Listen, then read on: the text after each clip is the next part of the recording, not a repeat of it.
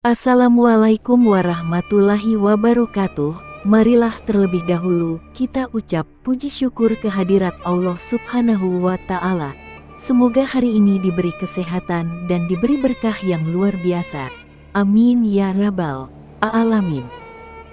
Berjumpa lagi di channel Ayah Nubi. Kali ini kita akan menceritakan kisah sahabat Rasulullah Shallallahu Alaihi Wasallam. Sebelum kita mulai, mohon beri dukungan channel ini dengan cara klik subscribe, like dan komen, dan jangan lupa aktifkan notifikasinya agar kita sama-sama mengetahui kisah para sahabat Rasulullah Shallallahu Alaihi Wasallam. Jasad sahabat Nabi yang dilindungi Allah Subhanahu wa Ta'ala. Bagi orang-orang kafir Quraisy, perang Uhud adalah ajang balas dendam. Mereka tidak pernah melupakan kemenangan muslimin di Palagan Badar, sekira 1 tahun sebelumnya. Salah seorang pendendam itu adalah Sulafah binti Sa'ad. Wanita musyrik tersebut kehilangan putra kesayangannya, yang tewas dalam perang Badar. Ia memastikan, sosok yang telah mengakhiri nyawa anaknya itu adalah Hashim bin Thabit. Beberapa pekan menjelang perang Uhud, perempuan itu mengadakan semacam sayembara. Siapapun orang Quraisy yang dapat membunuh Hashim akan diberinya hadiah dalam jumlah besar. Apabila seorang budak berhasil menumpaskan nyawa muslim itu, ia akan dimerdekakan.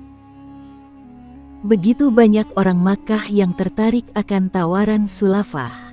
Ketika perang Uhud terjadi, tidak sedikit prajurit musyrikin yang sengaja mencari-cari kesempatan untuk menemukan Hashim dan membunuhnya. Akan tetapi, Hashim memiliki kemampuan bertarung yang di atas rata-rata.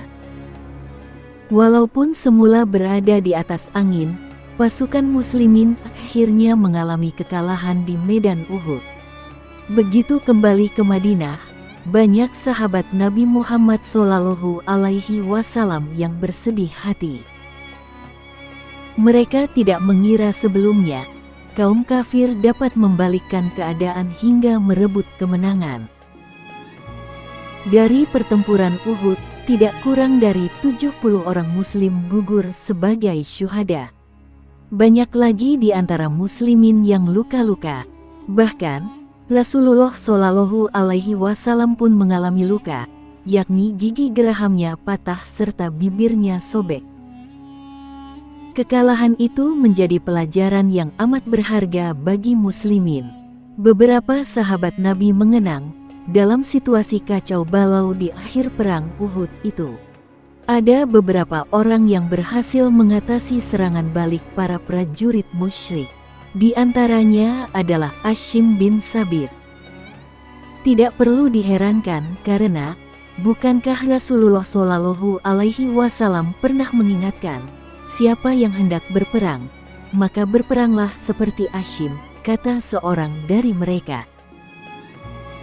Sesudah perang Badar dahulu, Hashim pernah mengungkapkan kepada Nabi Muhammad Shallallahu Alaihi Wasallam tentang caranya bertempur.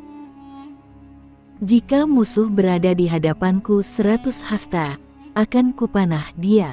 Jika musuh mendekat dalam jarak tikaman lembing, aku bertanding dengan lembing sampai senjatanya itu patah. Namun, jika lembingku patah, kuhunus pedangku dan kulawan ia sampai titik darah penghabisan, ujar Hashim.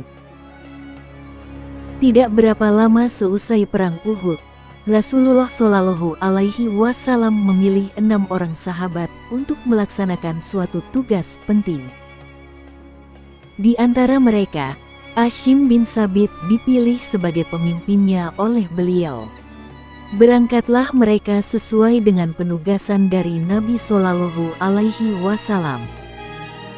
Di rute yang menuju Makkah, ke-6 sahabat tersebut dicegat kelompok Bani Hujail. Orang-orang kabilah itu memusuhi Rasulullah Shallallahu Alaihi Wasallam. Kalian tidak akan mampu melawan kami, seru kaum kafir itu. Sejenak, Hashim menoleh pada kawan-kawan. Para sahabat itu memahami isyarat ini. "Demi Allah, kita akan terus berjuang," kata mereka. Maka dengan berucap takbir, Hashim pun memimpin kelima kawannya itu. Dalam kontak senjata itu, orang-orang Hujail unggul dalam kuantitas.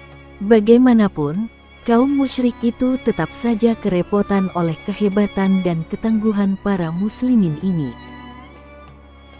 Di tengah pertempuran, Hashim menggumamkan doa, "Wahai Allah, aku memelihara agamamu dan bertempur karenanya.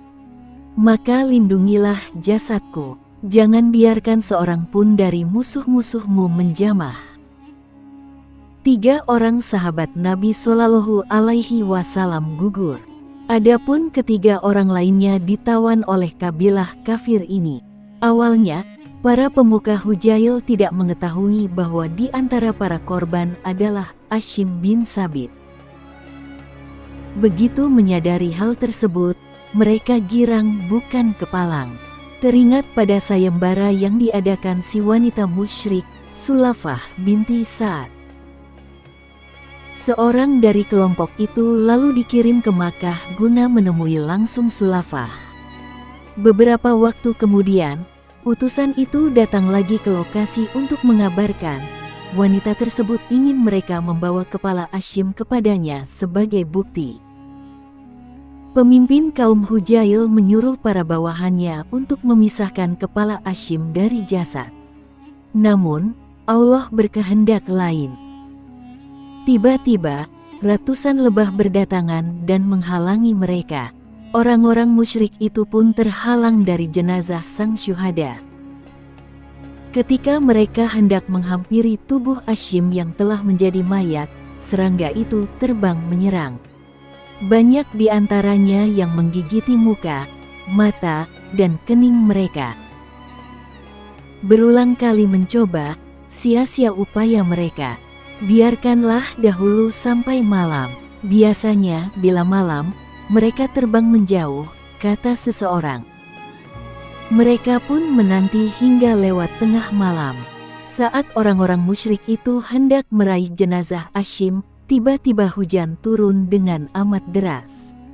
Kilat dan petir juga sahut bersahutan. Dengan cepat, air banjir mengalir dari tebing-tebing, memenuhi sungai-sungai dan menutup permukaan lembah tempat jenazah sang syahid berada.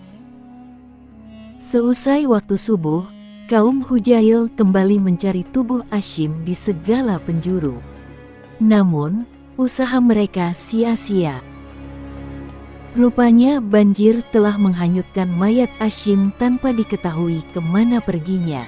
Allah Subhanahu wa Ta'ala memperkenankan doa sang sahabat Nabi Shallallahu Alaihi Wasallam. Jenazahnya tidak disentuh tangan-tangan kotor kaum kafir.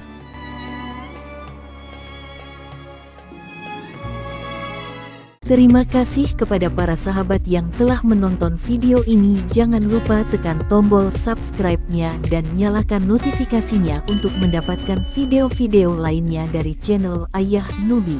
Wassalam.